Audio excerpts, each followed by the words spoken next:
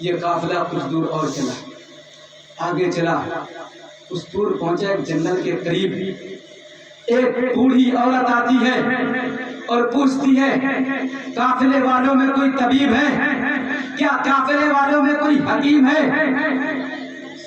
سیمر جوسن عمر ابن سعد کو مذاق سوجا، مذاق میں کہا، امام زین العابدین کی طرف اشارہ کیا، کہا ہم لوگ تو کوئی ڈاکٹر نہیں، کوئی طبیب نہیں، کوئی حکیم نہیں، لیکن ان سے پوچھ لو، شاید وہ طبیب ہو، شاید وہ حکیم ہو۔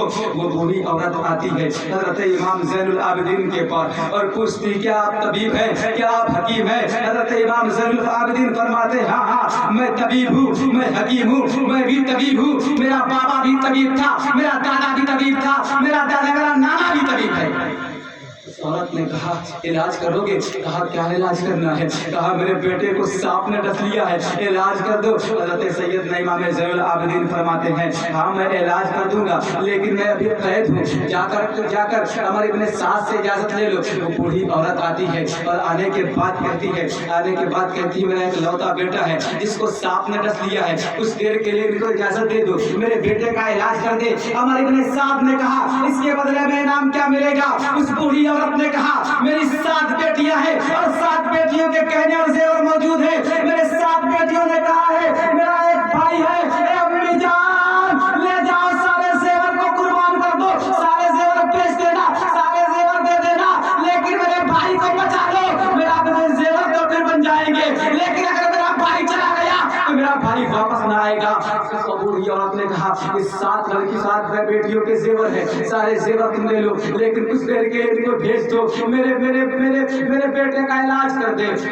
عمر ابن سعد نے جب پیسہ لیا، زیورات لیا، اس کے بعد چابی یہ کہتے امام زین العابدین کی طرف پھینکا، کہا اگر تیرے بابا حسین نے ہماری بات کو مان لی ہوتی تو آج تمہیں ہمارا غلام نہ بننا پڑتا۔ جیسے سیدنا عمر ابن سعد نے کہا علی کے پوتے کو چلا لایا اور بیڑیوں کی طرف نگاہ کی، جیسے ہی بیڑیوں کی طرف نگاہ کی بیڑی ٹوٹ کر الگ ہو جاتی ہے اور امام زین العابدین فرماتے ہیں اے ظالم سوچ، ہم تیری بیڑیوں کے محتاج نہیں ہے، بس بات اتنی ہے رب کی رضا پر ہم کل بھی راضی تھے اور آج بھی راضی ہیں۔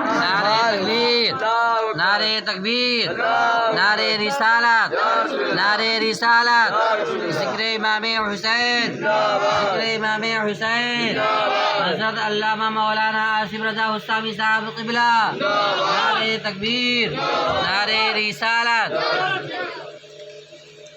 حضرات محترم، حضرت امام زین العابدین اس بوڑھی عورت کے ساتھ اس کے گھر پر جاتے ہیں۔ جیسے ہی گھر کے قریب پہنچے، گھر کے باہر ایک بیٹی کھڑی تھی اور عرض کرتی امی جان اب اس طبیب کو لوٹا دو، اس حکیم کو لوٹا دو، کیونکہ اب میرا بھائی اس دنیا سے جا چکا ہے، اب اسے کوئی طبیب ٹھیک نہیں کر سکتا، کوئی حکیم ٹھیک نہیں کر سکتا۔ تو بوڑھی عورت کہتی ہے بیٹی، اے بیٹا، زین العابدین سے کہتی ہے بیٹی، امام زین العابدین سے کہتی ہے بیٹا میں نے تم کو تکلیف دی، تمہارے پیروں میں چلتے چلتے چھالے پڑ گئے ہیں، تھک گئے ہو، میں نے تم کو تکلیف دیا، اب میرے زیور بھی چلے گئے، بیٹا بھی چلا گیا، جاؤ بیٹا تم چلے جاؤ۔ حضرت امام زین العابدین فرماتے ہیں ماں دروازے تک لائی ہو کیا، گھر کے اندر تک نہیں لاؤ گی؟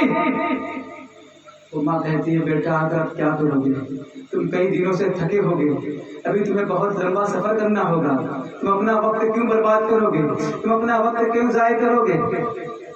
حضرت امام زین العابدین فرماتے ہیں ماں جب اتنی دور تک لایا تو ایک بار گھر کے اندر تک تو بھی بلا لو۔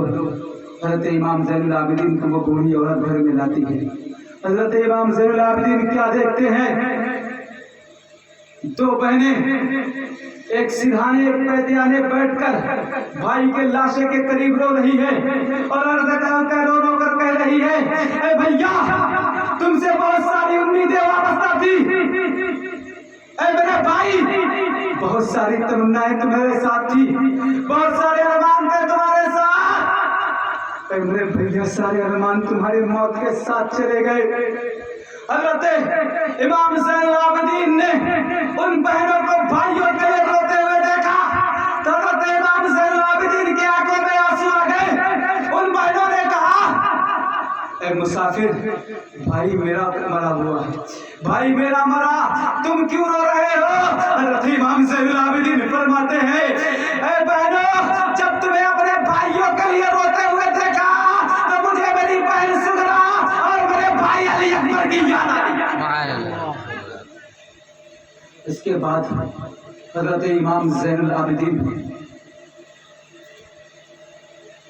اس شخص کے چہرے پر سے چادر ہٹاتے ہیں اور ہٹانے کے بعد کہتے ہیں اے شخص اٹھ جا، بہنوں کو رلایا نہیں جاتا بلکہ بہنوں کو ہنسایا جاتا ہے۔ جیسے حضرت امام زین العابدین نے اتنا کہا وہ شخص اٹھ کر بیٹھ جاتا ہے، ساری بہنیں خوش ہو جاتی ہیں، ماں خوش ہو جاتی ہے۔